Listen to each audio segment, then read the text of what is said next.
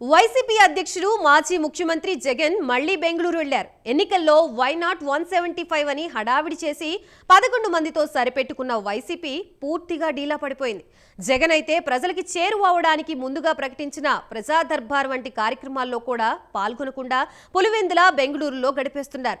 ఎమ్మెల్యేగా ప్రమాణ స్వీకారం చేసి అసెంబ్లీలో కూర్చోకుండానే వెళ్లిపోయిన మాజీ సీఎం స్పీకర్ బాధ్యతల స్వీకరణ సమయంలోనూ సభా సాంప్రదాయాలు పాటించలేదు. దాంతో ఆయన అసలు అసెంబ్లీకి హాజరవుతారా అన్న చర్చ మొదలైంది.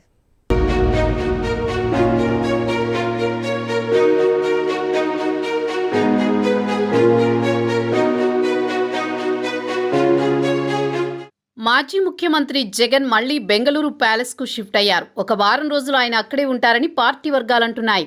గత నెల 24న బెంగళూరు వెళ్లిన జగన్ ఈ నెల 1 వరకు అక్కడే ఉండి వచ్చారు. మళ్లీ ఇప్పుడు 2 వారాల వ్యవధిలోనే మరోసారి అక్కడికి వెళ్లారు. ఎన్నికల్లో ఘోర పరాజయం తర్వాత పులివెందుల బెంగళూరులోనే జగన్ ఎక్కువగా ఉంటున్నారు. ఈ నెల 22 నుంచి అసెంబ్లీ సమావేశాలు ప్రారంభం కానున్నాయి.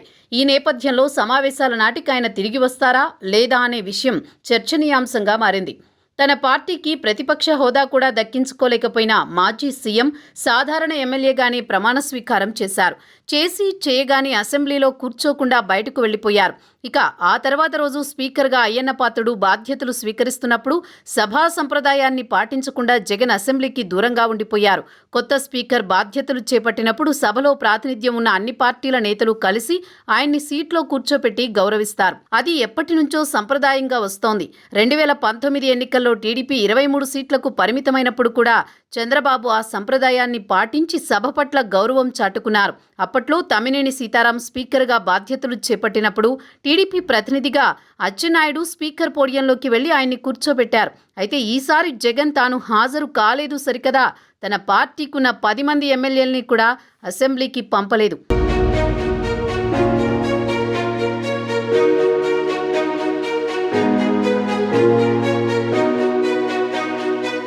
దాంతో ఓటమి షాక్ నుంచి జగన్ ఇంకా కోలుకోలేదని, అందుకే అసెంబ్లీకి ముఖం చాటేస్తున్నారన్న అభిప్రాయం వ్యక్తమైంది.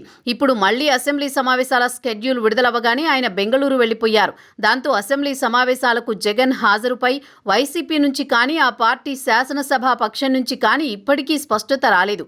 ఒకవేళ ఈసారి కూడా జగన్ సెషన్స్ కి దూరంగా ఉంటే ఆయన పార్టీ ఎమ్మెల్యేలైనా హాజరవుతారా లేదా అన్నది అనుమానాస్పదమే అంటున్నారు. ఇక తాడేపల్లిలోని తన క్యాంపు కార్యాలయంలో ప్రజా దర్బార్ నిర్వహించాలని జగన్ నిర్ణయించారు.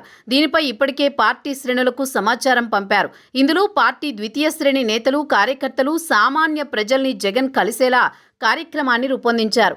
అయితే ప్రారంభానికి ముందే అది వాయిదా పడింది. జగన్ ముఖ్యమంత్రిగా ఉన్నప్పుడు అలాగే ప్రజల్ని కలిసేందుకు స్పందన పేరుతో ఒక ప్రోగ్రాం ప్రకటించారు. అయితే 5 ఏళ్లలో దానిపై ఆయన స్పందించింది లేదు. స్పందన లేకుండానే 5 ఏళ్లు గడిచిపోయాయి. జగన్ ప్రజల్ని కలవడం కాదు కదా, కనీసం అమరావతి ప్రాంతంలో ప్రజలకు కనపడకుండానే ఆయన తిరిగారు. బయటకొస్తే భారీ బందోబస్తు, ఆయన కాన్వాయ్ వెళ్లే రోడ్డుకి 2 వైపులా పరదాలు, అలా సాగిపోయింది పరిపాలన. ఇక ఇప్పుడు అధికారం పోయిన తర్వాత కూడా ప్రజల్ని కలిసే కార్యక్రమాల్ని వాయిదాలు వేస్తుండడం చర్చనీయాంశంగా మారింది.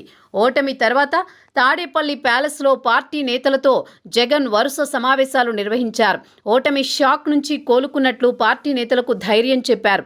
మళ్లీ ప్రజల్లోకి వెళ్లండి, బాధితులకు అండగా నిలవండి, క్షేత్రస్థాయిలో పర్యటించమని నేతలకు సూచించారు.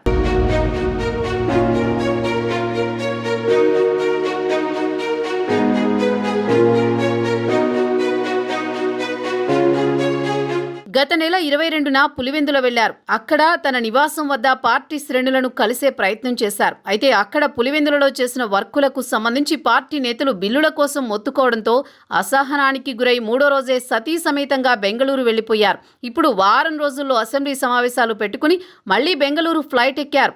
అది ముందుగా ప్రకటించిన ప్రజా దర్బార్ స్కెడ్యూల్ని మొదలు పెట్టకుండానే ఆయన వెళ్లిపోవడం గమనార్హం.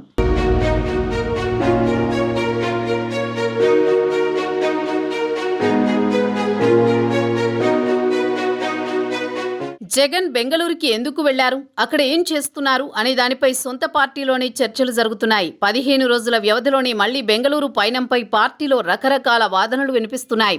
గత 5 ఏళ్లలో సీఎంగా ఉన్నప్పుడు జగన్ ఒక్కసారి కూడా బెంగళూరుకు వెళ్లలేదు. అంతకు ముందు 5 ఏళ్లు కూడా ఆయన తెలుగు రాష్ట్రాల్లోనే గడిపారు. ఉమ్మడి ఆంధ్ర సీఎంగా వైఎస్ ఉన్నప్పుడు జగన్ యలహంకలో సుమారు 23 ఎకరాల విస్తీర్ణంలో సకల సదుపాయాలతో ప్యాలెస్ నిర్మించుకున్నారు. వైసీపీ ఏర్పాటుకు ముందు జగన్ ఎక్కువగా ఆ ప్యాలెస్లోనే గడిపేవారు.